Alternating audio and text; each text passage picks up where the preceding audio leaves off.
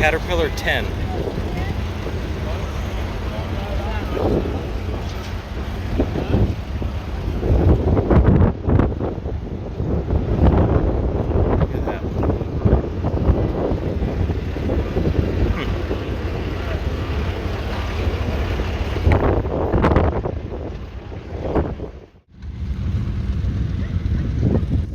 This is the John Deere Model D that I've done quite a few videos of. This one pulling just in the friendly pulls that we do.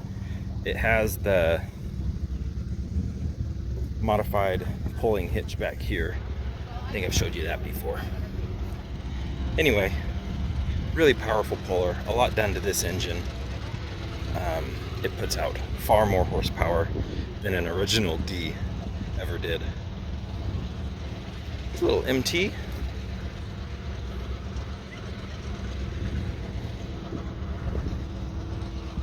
That's always so odd.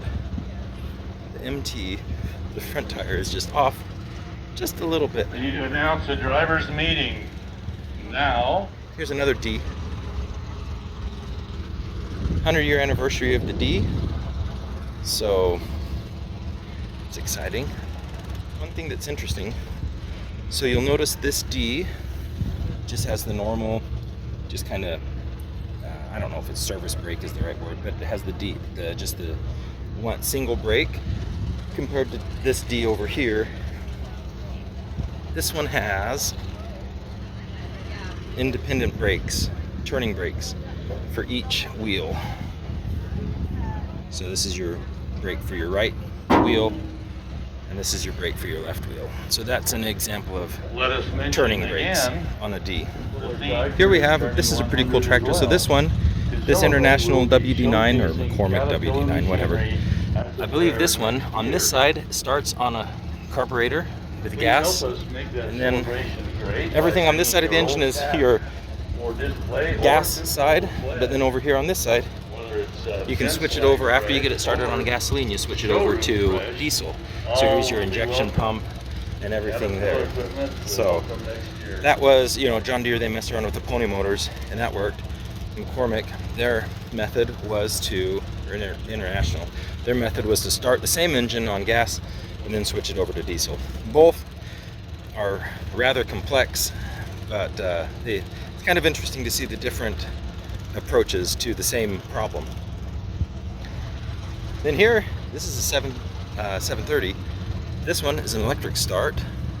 And one thing I noticed, I'm not familiar with 730s. I mean, I have my 830 and we have our R, but both of those, we have the pony motor versions.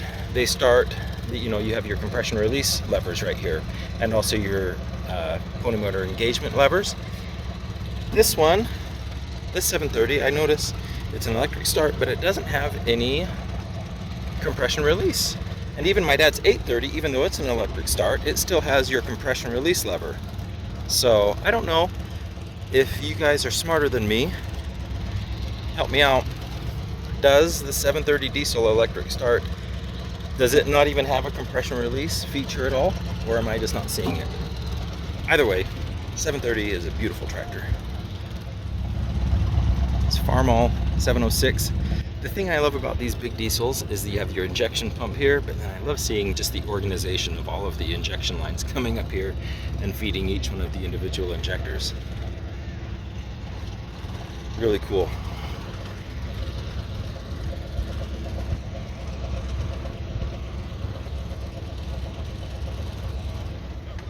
This one's pretty unique. This is a Fordson Major. This is a 1950 model out of England. Really a pretty cool tractor.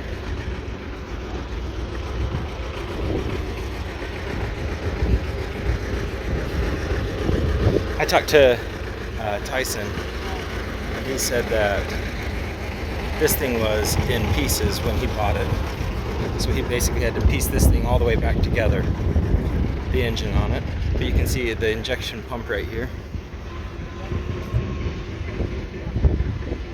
Really unique.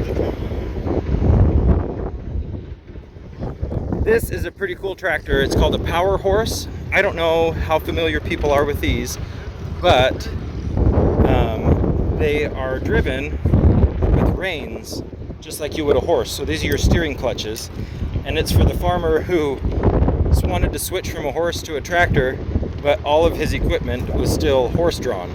And so your driver's seat, you would actually be sitting back here and driving this tractor just like a horse with your reins. So that's really pretty cool. Here's another one. Here's another example of one over here. I'm not sure, I'm assuming this one is an older model, just because all of the gear and chain drives are all exposed. So this is a, oh, that's why this says this right here. This is a prototype power horse. This one was owned by Garth Kidman up in Beaver Dam, and that's where we bought a couple of our tractors. That AR that my dad has, that was from Garth, and then I bought my my Model A parts tractor from Garth as well. Here's a couple of Allis Chalmers crawlers, HD-5. Here's another HD-5. This one has the 271 GM Detroit diesel. So this is your two-stroke diesel with your big blower on the side. I think, I don't want to ruffle feathers, but I think even though this has a blower on it, this is still considered naturally aspirated. So if you feel differently, comment down below. This is another HD-5. I don't know if it has the same, looks like it probably does based off of the air cleaner. I would guess that it still has that same engine in it, but I'm not positive. And then here's this HD-5. Has the same engine in it. The thing that's cool here is you've got three the same tractor, but they're outfitted differently. Right here you've got a pusher blade. Here you've got a loader, and then over here you've got basically an ag version. So that's really cool.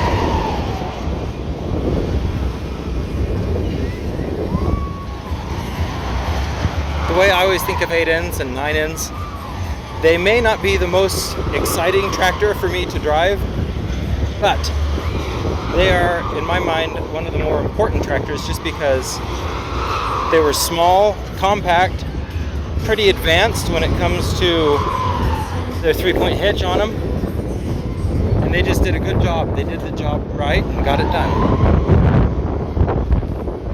Here is a Jubilee, so this is a 54, I guess. Oh yeah, I thought that Jubilee started in 53 with the 50-year anniversary of Ford. I'm not positive on that, but overhead valve engine on this, a big step up.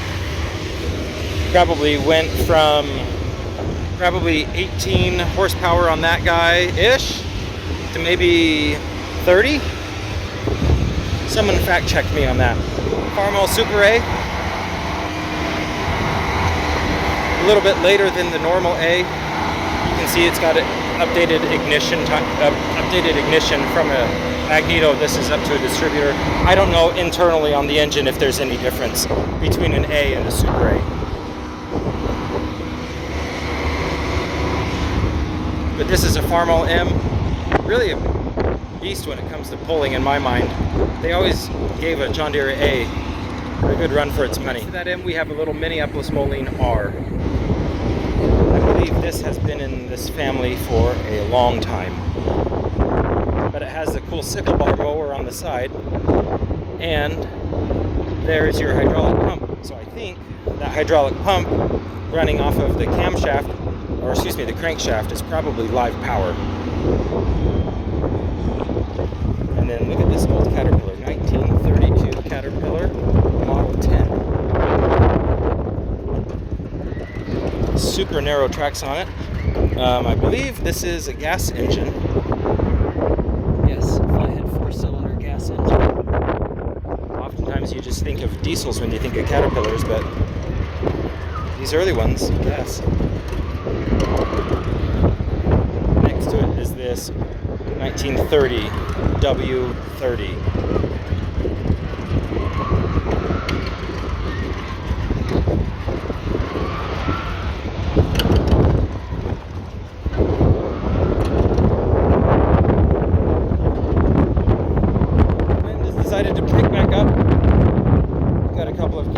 here's a D4. This, you've got your 4-cylinder diesel engine right here, and on the back side of that you have your little pony motor. Here's a D2. Same, pretty similar setup. 4-cylinder diesel engine, pony motor on the back.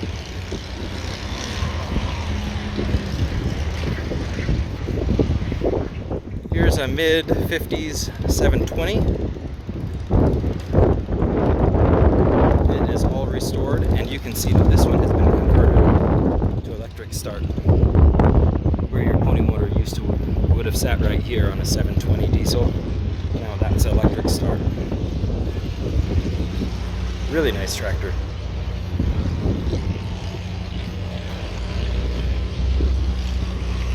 Really nicely repainted and everything.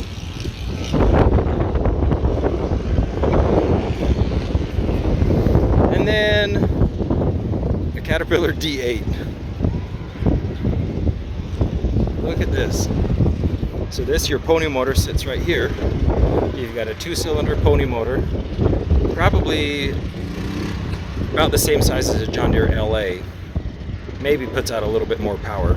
But the thing that's cool is, so your exhaust out of your pony motor goes into your intake, and it heats up the intake air inside. The exhaust is routed in its separate pipe through the intake of the big diesel engine to warm up all of that intake air, and then everything out the top.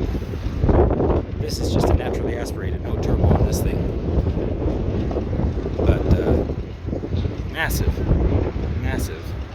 tractor. You see the undercarriage on this?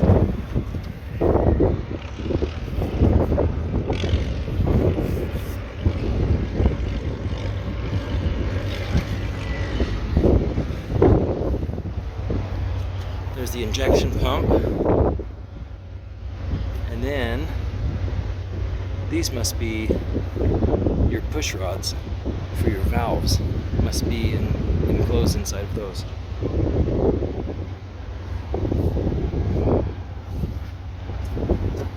And then here's this John Deere LA. The thing that I like about these is they just have this little itty bitty flathead 2-cylinder engine.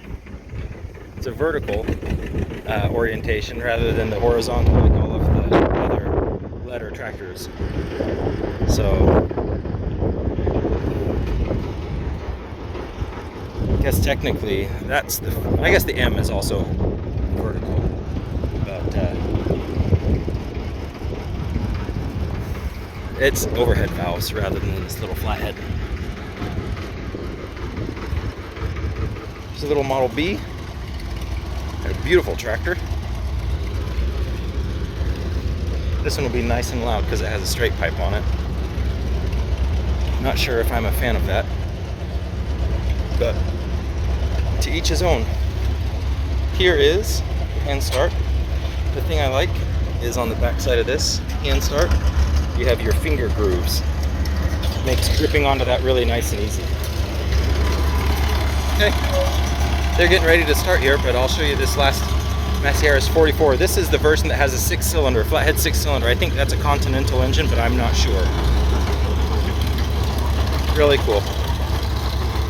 I'm seeking refuge from the wind behind this guy's horse trailer, so I hope he doesn't mind.